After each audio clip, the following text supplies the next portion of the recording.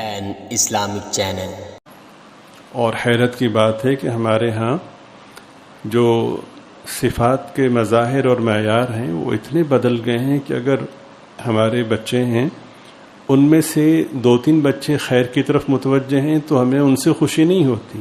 ایک بچہ شر کی طرف متوجہ تو ہمیں خوشی ہوتی کہ یہ میرا جانشین بنے گا. بڑی حیرت ہوتی ہے اور بڑے فخر سے بیان کیا جاتا ہے. مثلا آج کے دور میں سرکار اقدس صلی اللہ علیہ وسلم کی سنتوں کو اختیار کرنا بہت ہی مشکل محسوس ہوتا ہے. بہت سے لوگ اچھی صفات اور اچھی صلاحیت کے ہوتے ہیں لیکن ماحول کے سامنے اپنے آپ کو اتنا بے بس محسوس کرتے ہیں کہ وہ سنن مبارکہ کو اختیار نہیں کرتے اور کر لیتے ہیں تو پھر ان سنتوں میں کمی کرنا شروع کر دیتے ہیں. اب سوائے اس کے اور کیا ہے کہ وہ محسوس کرتے ہیں کہ یہ سنت مبارکہ میرے منفی جذبات کی تکمیل میں رکاوٹ ہے.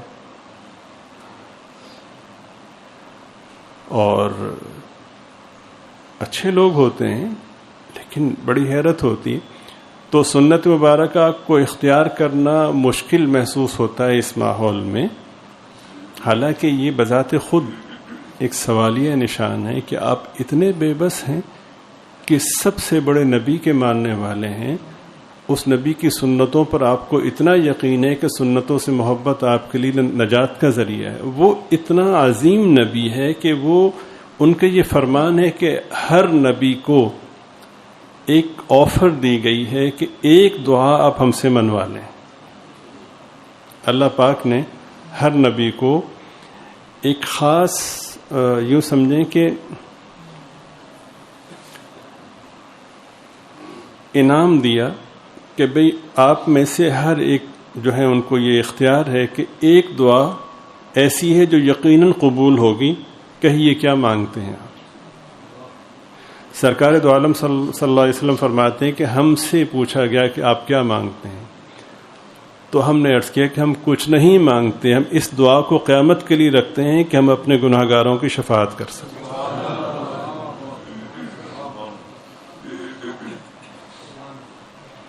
ہماری بدنصیبی سی بدنصیبی ہے, کم نصیبی سی کم نصیبی ہے.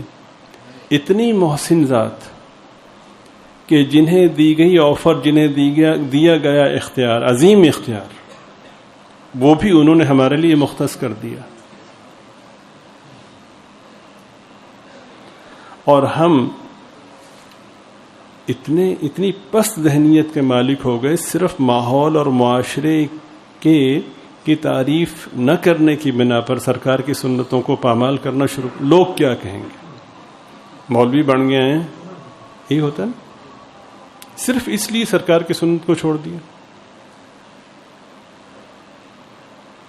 پورے ایمان کے ساتھ, پورے یقین کے ساتھ سرکار دو عالم صلی اللہ علیہ وسلم کی محبت میں, آپ کی سنت کی محبت میں ڈوب کر فنا ہو کر سنتوں کو اختیار کیجیے.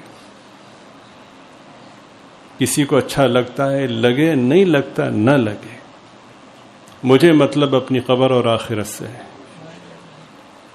یہ سرمایہ مجھے قبر میں کام دے گا. میں آپ کو عجیب بات بتاتا ہوں, میرے اپنے گھر کا واقعہ ہے کہ یہ سراپا کتنی اہمیت رکھتا ہے. میرے دونوں بڑے بیٹے اگلی کلاسز میں, بڑی کلاسز میں داخل ہونے کے لیے ایک بڑے ادارے میں گئے.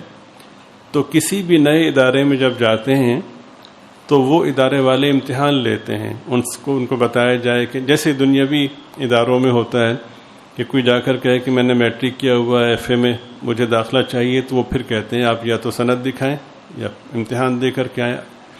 تو وہ گئے تو وہاں پہ بھی یہی معیار تھا اور یہ درست معیار ہے. تو ان کے دادا کی برکت, ان کے دادا کے سلسلے کی برکت تھی کہ گھر میں مسنون ماحول تھا. تو ان کا صلحہ والا لباس تھا, پوری داڑیاں تھیں.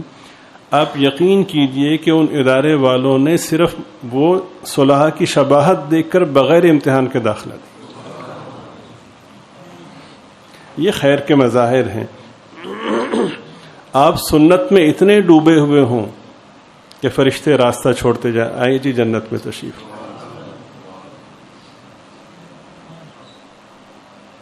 اتنا نہیں کر سکتے.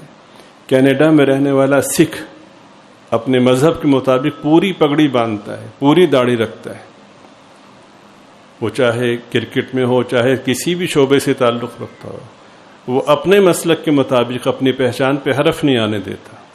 دنیا مذاق اڑاتی ہے سکھوں کی, یہ بیوقوفی ہے, ہزار کہتے رہیں.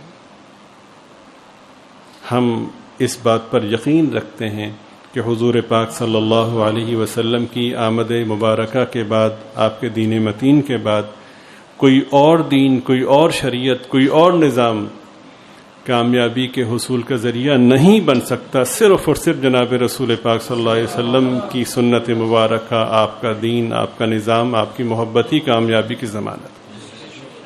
اس کے باوجود ہم ان کی مشابہت اختیار نہیں کر پاتے. کہتے ہیں دعا کرو جی کہ روحانیت مل جائے. بھائی کسی ملک کو کسی شخص کے بارے میں یہ اندیشہ ہو کہ یہ ہمارے ملک سے یا ہمارے قوانین سے مخلص نہیں ہے تو وہ نیشنلٹی دے گا؟ کمال ہو گیا. اللہ کی ذات کو ہی آپ نے الیاذ باللہ یا ان کے نظام کو اتنا گیا گزرا سمجھ لیا کہ آپ اپنے سراپا سے سرکار سے بے وفائی کا اظہار کریں اور سمجھیں کہ اللہ پاک آپ کو جنت کی نیشنلٹی دے دیں. اور پھر ڈھٹائی اتنی ہوتی, کہتے ہیں کہ سارا دین داڑھی میں ہے. عذر گناہ بدتر از گناہ.